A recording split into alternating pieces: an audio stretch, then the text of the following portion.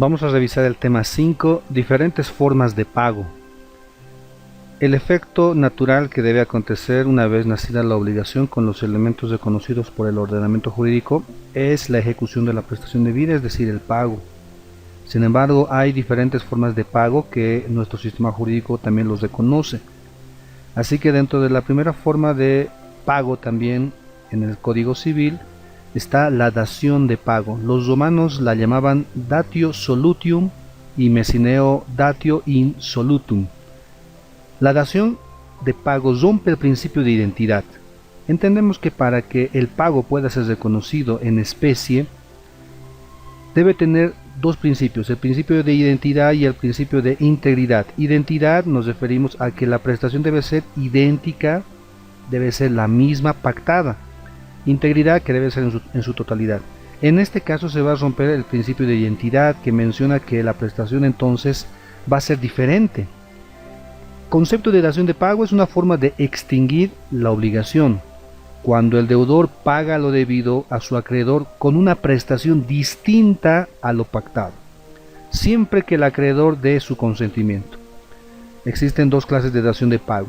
Necesitamos el consentimiento del acreedor en una forma de dación de pago.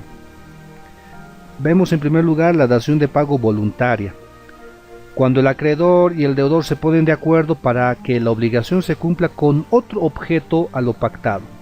Dice el artículo 307 del Código Civil, prestación diversa de la debida. Parágrafo 1. El deudor no se libera ofreciendo una prestación diversa de la debida, aunque tenga igual o mayor valor, salvo que el acreedor consienta en ella. Así que vemos que en el primer parágrafo el Código Civil menciona que con la voluntad del acreedor se puede aceptar una prestación diferente, diversa de lo pactado. La dación de pago necesaria es cuando el cumplimiento se produce sin el consentimiento del acreedor, sino que es judicial, porque se pide al juez que el acreedor acepte otro objeto, pero manteniendo un equilibrio económico. Dice el artículo 309 del Código Civil, cumplimiento diferente o con prestación diferente. El deudor que no puede pagar conforme a lo estipulado o lo dispuesto por la ley, podrá hacerlo de modo distinto o con una prestación diversa de la debida, mediante autorización judicial. Entonces la dación de pago puede ser voluntaria cuando concurren las voluntades del deudor y el acreedor. En cambio, en la dación de pago necesaria puede ir con la autorización del juez sobre la voluntad del acreedor. Elementos esenciales para la dación de pago. Número 1, obligación válida y legítima. Esta es que debe existir la obligación dentro del marco legal. 2, animus solvendi, es la intención de pagar, de realizar la ejecución de la prestación debida. 3, objeto diferente de lo pactado. Hemos dicho que la prestación es diferente, distinta, rompiendo el principio de identidad. 4, consentimiento del acreedor en la dación de pago voluntaria. 5, capacidad de obrar de las partes, porque se está transfiriendo también derechos patrimoniales. Naturaleza jurídica de la dación de pago. La dación de pago se la confundía con la novación, porque en la novación se cambia de obligación y nace otra. Bueno, pero en la novación no extingue la obligación, en cambio la dación de pago sí. También se la confundía con la compra-venta, como si el acreedor estuviera comprando la cosa con otra prestación, ¿verdad? Como si hubiera un intercambio, una transferencia. Pero en la compra-venta siempre es una cosa a cambio de una contraprestación, sacrificio patrimonial expresado en dinero. En la dación de pago se puede sustituir una cosa por otra, así que no es necesariamente en dinero. También se la confundía la dación de pago con la permuta, como si hubiera un intercambio de objetos, un intercambio de prestaciones, de objetos determinados. Efectos de la dación de pago son: número 1, se extingue la obligación principal y la accesoria si es que hubiera. Número 2, se liberan las garantías reales, aquellas que se hubieran generado para asegurar la obligación. Cuando se paga con objeto cierto y determinado, el deudor debe garantizar que el objeto con el que se paga es de su propiedad y debe garantizar la evicción y saneamiento, dice el 307, el parágrafo segundo. Si la prestación diversa de la debida ha consistido en la transferencia de la propiedad de una cosa u otro derecho, el deudor responde por la evicción y los vicios ocultos, a menos que el acreedor vencido prefiera en uno y otro caso exigir la prestación originaria y el resarcimiento del daño. Bueno, la evicción ante el reclamo que terceros podrían hacer sobre la cosa transmitida, como acá menciona, objeto cierto y determinado. Vamos a ver otra forma de pago, otra forma de cumplimiento de la obligación, que es la oferta de pago seguida de consignación. La oferta de pago seguida de consignación es aquella institución jurídica que establece que, ante la negativa del acreedor de recibir el pago sin tener justo motivo, el deudor a través del juez consigue su liberación ejecutando la prestación debida. Era conocida en la doctrina como oferta real de pago o depósito. Entonces, aquí el elemento que nos permite identificar la procedencia de esta forma de pago es un motivo injusto que tiene el acreedor de recibir la prestación debida que quiere ejecutar el deudor. Así que en esta situación hay un perjuicio que sufre el deudor. Concepto de oferta de pago es el ofrecimiento que hace el deudor a su acreedor para cumplir con su débito. Cuando el acreedor rechaza sin ningún motivo alguno el pago ofrecido por el deudor, el acreedor tiene el derecho de rechazar el pago. La ley también le faculta. A esto llamamos motivos justificados. Sin embargo, cuando estos motivos no están justificados dentro del marco legal, entonces es que el deudor puede acudir a esta figura jurídica para el cumplimiento de la prestación debida y ser liberado.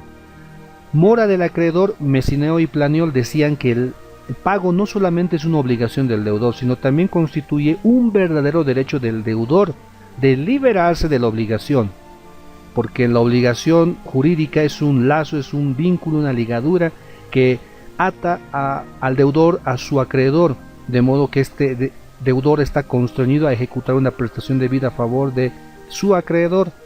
Entonces, al querer liberarse cumpliendo con la prestación y el acreedor con motivos injustificados se rehúsa a recibir este pago, está perjudicando al deudor y no le está permitiendo ser libre, esto dentro del ámbito jurídico. Entonces, cuando el acreedor se niega a liberarlo, entonces entra en mora y sus efectos respectivos. A esto es a lo que llamamos mora del acreedor. Bueno, el artículo 327 del Código Civil menciona condiciones. El acreedor se constituye en mora cuando, sin que haya motivo legítimo, rehúsa recibir el pago que se le ha ofrecido o se abstiene de prestar la colaboración que es necesaria para que el deudor pueda cumplir la obligación. Así que es mora del acreedor. El 328 Código Civil menciona, cuando el acreedor está en mora, se producen los siguientes efectos. Pasan a su cargo los riesgos de la cosa debida, es decir, si se pierde, esta pérdida lo sufre el acreedor. Número 2, no tiene derecho a los intereses ni a los frutos que no hayan sido percibidos por el deudor. 3, debe resarcir los daños provenientes de la mora. Número 4, soporta los gastos de custodia y conservación de la cosa debida. Estos efectos que se van a transmitir ahora ya no sobre el deudor, sino ahora al acreedor, vendrán a soportarlos por este acreedor moroso. Requisitos de la oferta de pago, lo menciona el artículo 329, lo vamos a resumir de la siguiente manera. Número 1, tiene que ser hecha por persona deudor con capacidad de obrar mayor de 18 años.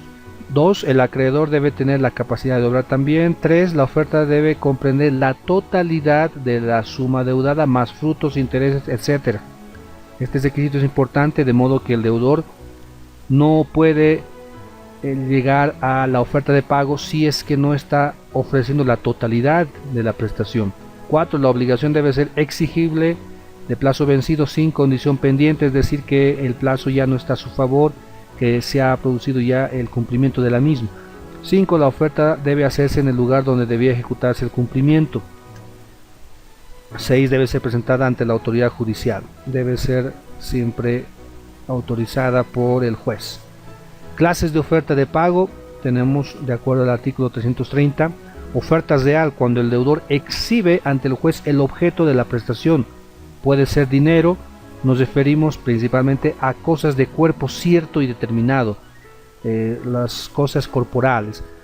oferta por intimación cuando el deudor no exhibe el objeto de la prestación, sino que solicita al juez que notifique al deudor para que reciba el pago en el lugar y fecha determinados. En este caso hablamos de prestaciones de hacer, por ejemplo, ¿no? Para que el deudor pueda quedar liberado, se intima para que en determinada fecha pueda ejecutarse la prestación. Dice el artículo 330 del Código Civil: oferta real y oferta con intimación. Parágrafo 1. Si la obligación tiene por objeto dinero, títulos de crédito o de cosas fungibles a entregarse en el domicilio del acreedor, la oferta debe consistir en la exhibición de tales objetos ante quien corresponda. Parágrafo 2. En cambio, si se trata de cosas muebles o entregarse en un lugar diverso, la oferta se hace con estimación al acreedor para que las reciba previa su notificación en forma legal. Concepto de consignación. La consignación, no nos olvidemos que la forma de pago que estamos revisando es oferta de pago seguida de consignación. Hablan de dos figuras en este caso: la oferta de pago previamente, lo que hemos visto, y ahora la consignación. La consignación es el ofrecimiento real donde el deudor deposita ante el juez el objeto de la prestación debida. Entonces ya aquí es el depósito, entre comillas todavía, que realiza el deudor a la autoridad judicial. Cuando es una suma de dinero se lleva el depósito judicial o formulario, y en obligaciones de cuerpo cierto y determinado se lleva el objeto, y el juez levantará una acta circunstancial y nombra un depositario. En obligaciones de hacer, el juez señala el lugar y fecha de la ejecución de la prestación debida. Esta es la consignación. Propiamente ya es la entrega, el depósito real que hace el deudor a la autoridad judicial. Requisitos para la consignación, dice el artículo 331 del Código Civil, lo resumimos de la siguiente manera. 1. Intimación previa legalmente notificada al acreedor con día y hora de la ejecución de la prestación debida. Que sepa cuándo, dónde se va a cumplir la prestación, el acreedor, ¿no? Cuando éste pueda estar presente, ¿no? Para que él pueda recibirlo. 2. El deudor debe entregar la totalidad de la suma deudada más frutos, intereses, etc. 3. Acta de funcionario público de todas las cosas ofrecidas. La oferta de pago y consignación se sustancia como un proceso voluntario de acuerdo al artículo 487 del Código Procesal Civil. Efectos. Los efectos de la oferta de pago seguida de consignación: se extingue la obligación principal y accesoria si es que hubieran estas accesorias. 2. Los riesgos de perecimiento de la cosa pasan a cuenta del acreedor, un efecto muy importante. La pérdida ya no lo sufre el deudor sino el acreedor. 3. Cesan los intereses cuando se tratan de obligaciones pecuniarias. 4. Cesan los frutos a favor del deudor, ya no va a poder percibirlos. 5. Los gastos de custodia y traslado corren por cuenta del acreedor. Ahora, en este caso, hagamos de cuenta que la ejecución de la prestación fuera la entrega de un vehículo. Bueno, ahora van a tener que hacerse cargo el acreedor de todos los gastos. 6. Si la negativa del acreedor causa daños y perjuicios al deudor, también debe pagarlos. Bueno, esta es una forma de invertir, entre comillas, la situación jurídica obligacional que estaba sobre el deudor constreñido, ahora va a estar sobre el acreedor. Vemos otra forma de pago, es la cesión de bienes. Nace en el derecho romano con la ley Julia Judiciaria, en la cual, en la época de Julio César, pero se complementa con la Lex Julia Cessium Bonorum, el cual impedía que grandes personalidades con deudas caigan en la a capitis diminutium máxima, disminución de la capacidad a lo máximo, es decir, para que estas grandes personalidades no caigan en la esclavitud, se crea esta figura de cesión de bienes. Y poderse someter a la esclavitud, los romanos podían entonces ofrecer sus bienes a los acreedores como pago para no ir a la prisión y, bueno, perder toda su cualidad jurídica. Concepto de cesión de bienes.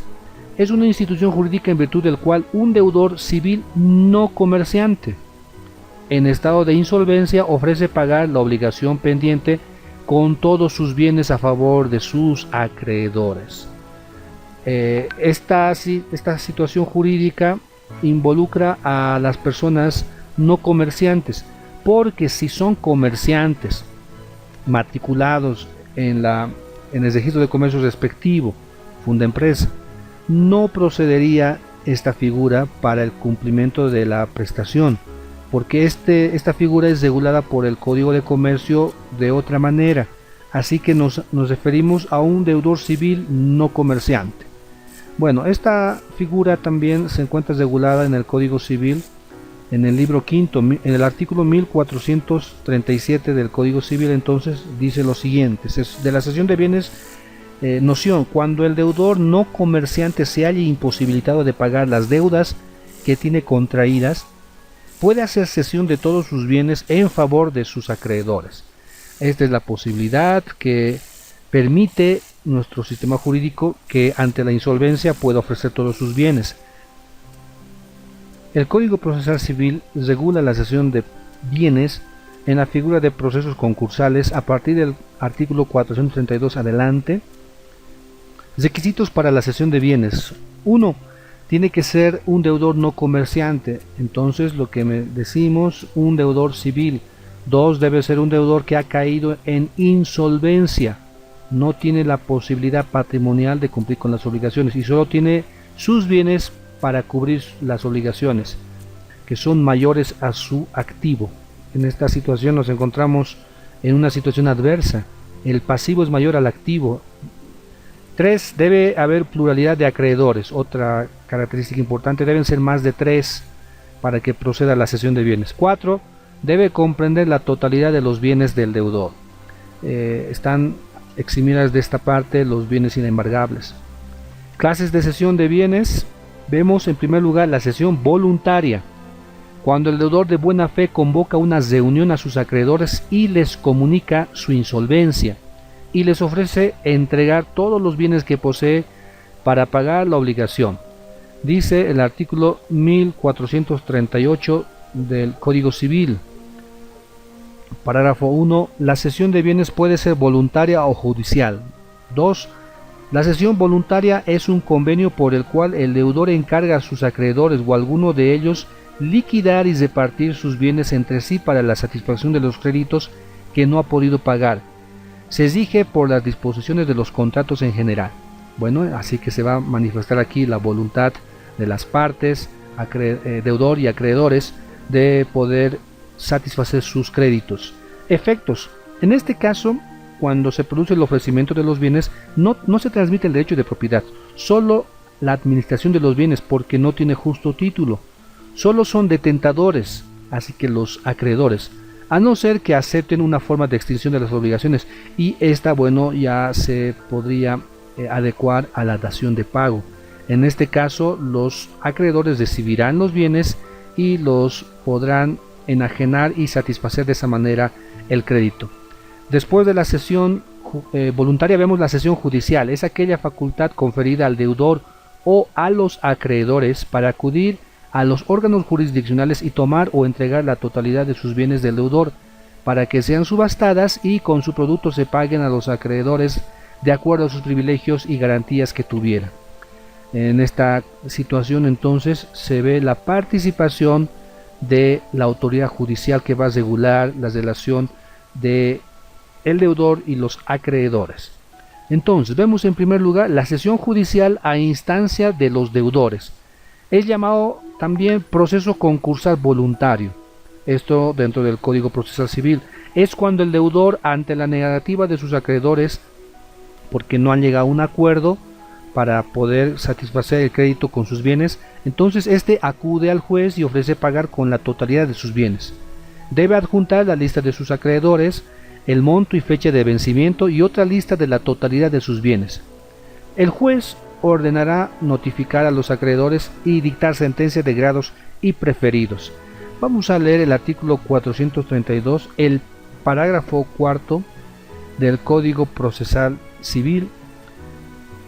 Dice: el proceso concursal voluntario será promovido por la o el deudor de buena fe e insolvente que desea hacer cesión de bienes, tuviere o no juicios ejecutivos pendientes, cuando existan 3 o más acreedores.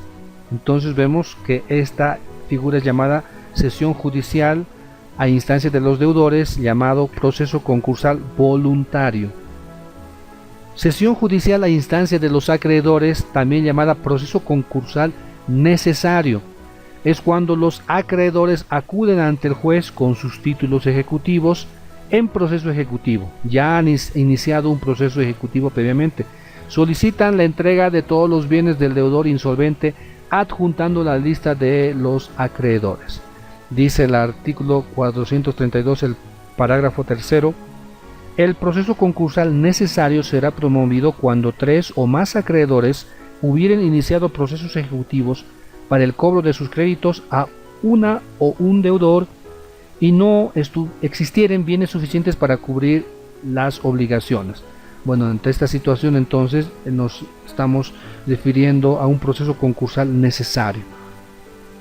Bueno, ahí tenemos la cesión de bienes y la manera de procedencia que tiene según el Código Civil y también el Código Procesal Civil, llamado proceso concursal. Vemos por último la subrogación, es una forma también de cumplimiento de la obligación. Subrogación es una forma de extinguir la obligación, consiste en que un tercero llamado solvens, entendemos que solvens es la persona que va a ejecutar la prestación debida, es quien paga, quien realiza la obligación, paga a un acreedor tanto en el crédito como en la garantía. Aquí es un tercero, lo llamamos tercero porque va a intervenir no como acreedor o deudor, sino como solvens. Es un tercero que no estaba dentro de la relación jurídica de créditos. Antecedentes históricos.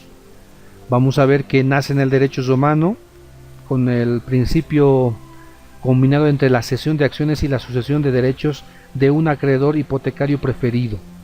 Pero sus antecedentes directos se consideran que están en el derecho canónico y derecho francés antiguo. Es perfeccionado por Potier y de Molière, que dicen que la subrogación es una forma extraordinaria de extinguir una obligación. Es extraordinaria porque por la ficción de la ley se considera extinguida, pero en el fondo persiste con sujetos diferentes. Vamos a observar esta situación. Naturaleza jurídica, vamos a ver cómo se ha ido formando la subrogación dentro del sistema jurídico, dentro de la doctrina jurídica. Al pago con subrogación se lo confundía con la cesión o venta de crédito, que es una transmisión del crédito de una persona hacia otra. La cesión o venta de crédito es una forma de extinguir la obligación en virtud del cual el acreedor o cedente transfiere su crédito a favor de otra persona llamada cesionario, quien se convierte en el nuevo acreedor. Bueno, la subrogación entonces pareciera que fuera una cesión o venta de crédito, porque se va a transmitir el crédito a otra persona. Pero vamos a ver diferencias entre la cesión de crédito y la subrogación. Primero, la cesión de crédito es voluntaria, solo se vende el crédito por acuerdo de voluntades. En cambio, la subrogación puede ser voluntaria, pero también puede ser legal. La característica principal de la cesión de crédito es esa, es la voluntad que tiene de vender el crédito el sujeto activo dentro de la relación de obligaciones. Otra diferencia es que el cesionario o comprador del crédito puede cobrar a su deudor igual o mayor cantidad de lo que ha pagado, porque va a beneficiarse con esta transmisión del crédito. En cambio, el subrogante, en la subrogación es el tercero que paga, solo puede cobrar al deudor lo que ha pagado, nada más. Es decir, el subrogante se va a convertir en acreedor del deudor, pero va a tener la facultad de cobrar en el límite del pago, nada más. La cesión de crédito solo se tiene la acción que tenía el acreedor originario, es decir, que va a haber una sustitución en la persona y nada más va a entrar en su lugar. En cambio, en la subrogación, el tercero o subrogante tiene dos acciones, o sea, dos relaciones jurídicas. Para cobrar al deudor, una que es para recuperar lo que ha pagado, una por haber pagado y otra del acreedor originario, es decir, que también va a tener las facultades que tenía el acreedor originario, este tercero solvens que va a realizar el pago. Clases de subrogación. Hemos visto que hay dos, convencional y legal. La convencional es cuando el tercero solvens, el que paga, se pone de acuerdo con el acreedor y o deudor para extinguir la obligación y traspasar el crédito y garantías. Así que hay un acuerdo, ¿no? Por eso es llamado convencional, un acuerdo entre el tercero con el acreedor y o también deudor. Vamos a ver que esta se puede subclasificar. Cuando el tercero se pone de acuerdo y está acá la voluntad del acreedor. No es más que el acuerdo de voluntades del acreedor y del tercero solvens. Los requisitos intrínsecos o de fondo son que el tercero y el acreedor deben ser capaces de obrar.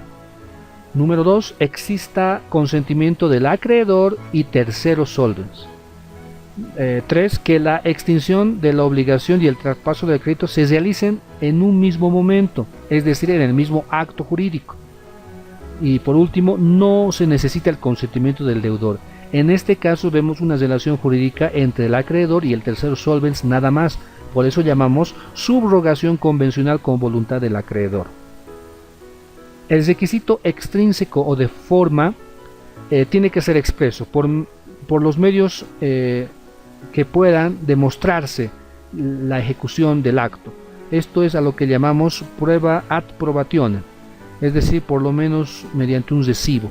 No necesita un requisito de forma, es decir, no necesita que se pueda ejecutar a través de un documento público, puede ser a través de un recibo. Esto con voluntad del acreedor. Con voluntad del deudor es llamada también subrogación por préstamo. Es el acuerdo de voluntades en virtud del cual un sujeto llamado prestamista, este es el tercero solvens, en aquí la llamamos prestamista, otorga un préstamo de dinero a favor de una persona llamada deudor, este es el deudor originario, con el objeto de que éste pague una obligación pendiente y se extinga la obligación, transfiriéndose el crédito y las garantías sin el consentimiento del acreedor. Aquí la relación jurídica es entre el deudor y el tercero solvens, aquí llamado prestamista, que va a entregar un monto de dinero valorado patrimonialmente para que pueda ejecutar la prestación debida que el deudor tiene que hacer. Vemos el artículo 325 del Código Civil que menciona lo siguiente: subrogación hecha por el deudor que toma en préstamo una suma de dinero u otra cosa fungible para pagar su deuda, puede subrogar al prestador en los derechos y garantías del acreedor aún sin el consentimiento de éste. Bueno, este es el caso de la subrogación hecha con voluntad del deudor con el tercero solvens. Requisitos intrínsecos o de fondo. Necesitamos que el prestamista y el deudor tengan la capacidad de obrar, mayores de edad. También necesitamos que el consentimiento del deudor y el tercero solvens, esta es la manifestación que no tiene ningún vicio en el consentimiento. No necesitamos el consentimiento del acreedor, porque estamos hablando de la subrogación convencional con voluntad del deudor. El requisito extrínseco o de forma, la forma externa de mostrar este acto jurídico, bueno, dice que debe hacerse a través de documento público. El artículo 325, el parágrafo segundo, dice: para este efecto deben concurrir los siguientes requisitos. Número 1, el préstamo y el recibo deben constar en documento público. Ahí está el inciso 1 que nos muestra la forma que debe tener esta subrogación hecha con voluntad del deudor. 2, en el documento de préstamo debe indicarse que la suma prestada sea destinada al pago. 3, en el recibo debe declararse que el pago se ha hecho con la suma dada en préstamos para ese objeto. El acreedor, a pedido del deudor, no puede excusar la declaración. Bueno, en este caso vemos la manera en la cual se requiere este requisito de forma, además de que los requisitos de los contratos también exigirá que esta clase de actos jurídicos se manifiesten por documento público. Vemos la subrogación legal. Lo anterior es la subrogación convencional, porque se manifiesta la voluntad ya sea del acreedor con el tercero solvens o ya sea la voluntad del deudor con el tercero solvens. En este caso es la legal, es cuando la subrogación nace por imperio de la ley, también llamada subrogación típica ex lege, a través de la ley. Aquí ya no es una subrogación porque nace de la voluntad. La primera situación, cuando el deudor no está obligado al pago. En esta situación hay una sustitución, pero que no estaba obligado a sustituir al deudor. En este caso vemos cuando un acreedor paga a otro coacreedor que le precede, por tanto se va a sustituir en el crédito de pleno derecho. Aquí el acreedor, el primer acreedor, no está obligado al pago, pero voluntariamente lo hace, por lo tanto se va a sustituir en el crédito. El siguiente caso, cuando el heredero bajo beneficio de inventarios recibe la herencia, esta herencia separada en el patrimonio del decuyus, del muerto, y el patrimonio del heredero, pero paga a los acreedores del decuyus por un acto de liberalidad. En el segundo caso, cuando el deudor está obligado al pago, es decir, la situación de sustitución de la persona va a obligar al tercero a cumplir con la prestación. En este caso vemos cuando se adquiere un bien hipotecado, debe pagar al acreedor de su vendedor. También cuando existan varios deudores y uno de ellos paga, este se subroga también cuando pagan los garantes personales para no ser ejecutados. Efectos de la subrogación: 1. Se extingue la obligación principal y accesoria. 2. Se extinguen las garantías reales y personales. 3. El tercero solvens tiene dos acciones para cobrar.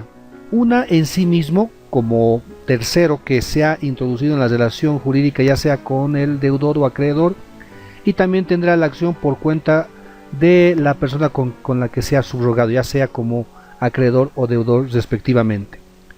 Con esto estamos terminando el tema 5.